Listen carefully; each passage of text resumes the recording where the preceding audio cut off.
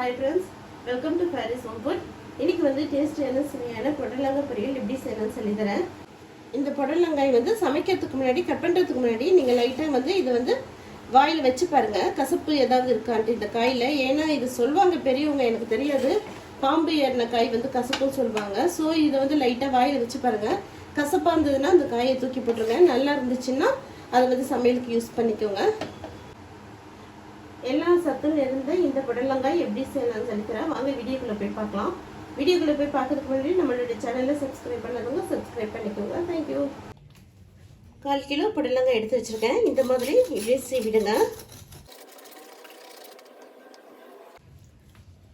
இப்படி தோல் சீவிட்டு இப்படியே நேர வாக்கில் கட் பண்ணிக்கோங்க. ஸ்பூனால் இந்த மாதிரி எடுத்துருங்க விதையை. இப்போ இதை பொடி பொடியாக கட் பண்ணிக்கலாம்.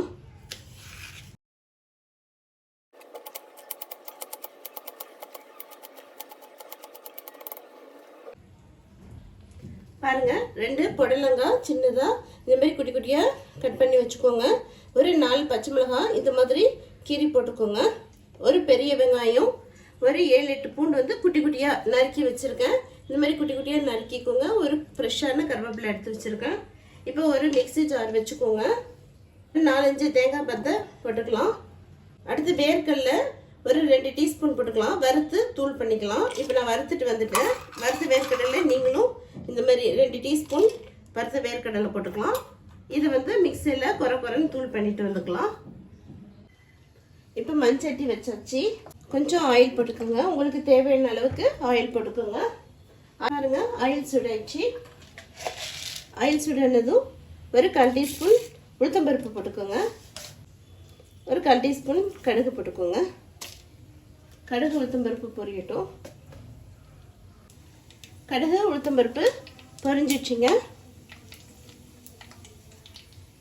இப்போ நம்ம எடுத்து வச்சிருக்கிற பூண்டு போட்டுக்கலாம்.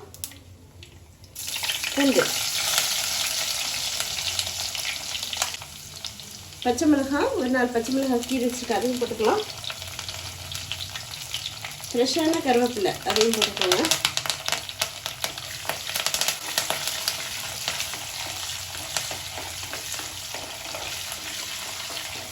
பூண்டு குட்டி குட்டியாக நறுக்கி போட்டுக்கோங்க. இல்லைன்னா பூண்டை தட்டி கூட போட்டுக்கலாம். நல்ல வாசனையாக தான் இருக்கும். ஒரு வெங்காயம் நறுக்கி வச்சுருக்கேன், பெரிய வெங்காயமாக, அதையும் போட்டுக்கலாம். நல்லா வதங்கணும் தேவையில்லை, கண்ணாடி பதமாக இருந்தால் போதும். வெங்காயம் ஒரு 1/4 டீஸ்பூன் மஞ்சள் தூள் போட்டுக்கோங்க. இப்போ எடுத்து வச்சிருக்கிற காய் புடலங்காயை போட்டுக்கலாம்.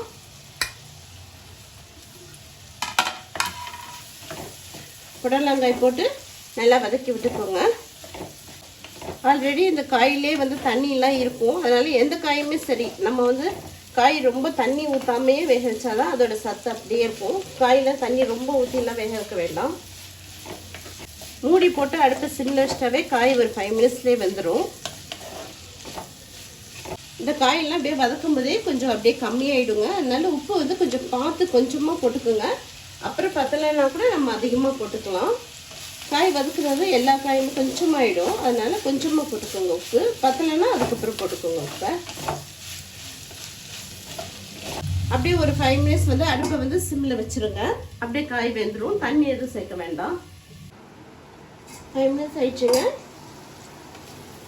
பாருங்கள், நம்ம தண்ணியே ஊற்றாமல் எந்த அளவுக்கு வந்து காய் சூப்பராக வெந்திருக்குன்ட்டு. நல்லா தண்ணி போட்டு காயை வேக வச்சிங்கன்னா அதோட சத்தே இருக்காது. மெதுவாக ஸ்டவ்வில் சிம்மில் வச்சிங்கனாவே அது ஆட்டோமேட்டிக்காக நல்லா வெந்துடும். இப்போ போதும். இப்போ நம்ம எடுத்து வச்சுருக்கிற தேங்காய் வேர்க்கடலை பொடி பண்ணியிருக்கோம் இல்லையா, அதையும் அதில் போட்டுடலாம். வேர்க்கடலை பிடிச்சதுன்னா போடுங்க, இல்லைன்னா வேண்டாம், விட்டுடலாம். நல்லா கிளறி விட்டுக்கோங்க.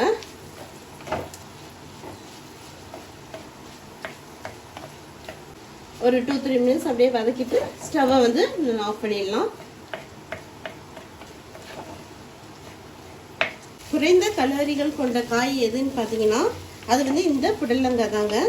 இந்த புடலங்காய் வந்து நம்ம அடிக்கடி சாம்பார், கூட்டு, பொரியல் அந்த மாதிரி நம்ம வந்து சாப்பாட்டில் சேர்த்துக்கலாம். இப்போ வாங்க ஸ்டவ் ஆஃப் பண்ணிக்கலாம். இது ஒரு பிளேட்டுக்கு மாற்றிக்கலாம். சூப்பரான புடலங்காய் ரெடி ஆயிடுச்சு. இதே மாதிரி நீங்களும் சமைச்சு பாருங்கள். இந்த புடலங்காய் வந்து ரொம்ப ரொம்ப நல்லதுங்க. நார் சத்து இதில் இருக்கிறதுனால மலச்சிக்கல் மூளை நோய்க்காரங்களுக்குலாம் இதெல்லாம் வந்து ரொம்ப ரொம்ப நல்லது. இதை கண்டிப்பாக மிஸ் பண்ணாமல் வாரத்தில் 2 நாள் ஃபுட்டு எடுத்துக்கோங்க. குடல் புண்ணு, வயிற்று புண்ணு, தொண்டை புண்ணு இருக்கிறவங்களும் இதை வந்து அடிக்கடி சாப்பாட்டில் சமைச்சு சாப்பிடும்போது இது ரொம்ப உடம்புக்கு நல்லதாக இருக்கும். இதை மிஸ் பண்ணாமல் இந்த புடலங்காய் காயை அடிக்கடி சாப்பாட்டில் சேர்த்துக்கோங்க. இந்த வீடியோ பிடிச்சிருந்ததுன்னா லைக் பண்ணுங்கள், ஷேர் பண்ணுங்கள், சப்ஸ்கிரைப் பண்ணுங்கள். தேங்க்யூ ஃபார் வாட்சிங். பாய்.